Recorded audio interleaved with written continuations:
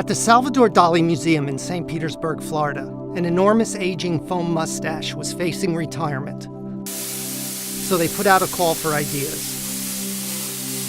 In response to the museum's request for proposals, my initial thought was to create a landmark sculpture that embodied the dual image conundrum central to Dali's work. Dali's genius exposes the subjective nature of human perception.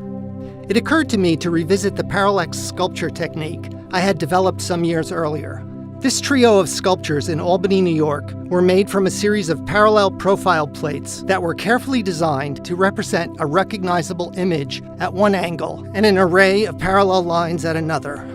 This parallel architecture seemed like the perfect way to pay homage to Dali's polymorphous imagery.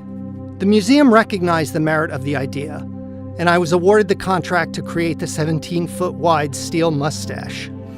The material the sculpture would be made from was critical. It had to stand up to the salt air and relentless sun and rain. I chose a unique steel called Core 10, which has been used for public sculpture for decades. Once the surface of the Core 10 steel weathers, it develops a dark earthy patina, which was ideal for the mustache coloration. Using the profiles designed for the mustache model, I designed their outlines in a CAD program. Once these elements were captured in virtual space, it was time for them to be cut out of the actual quarter-inch thick steel. This was done with the help of a high-tech process called water jet cutting. The water contains fine grains of abrasive garnet, which cleanly slice through the steel under tremendous force. Flat plate on top.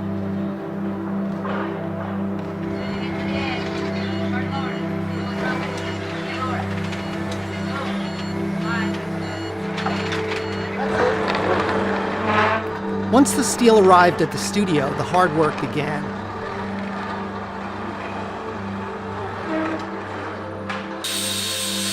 First, a series of subtle etched hairlines had to be incised into the face of each profile plate. These long, flowing parallel lines added texture to the mustache and helped visually unite the plates.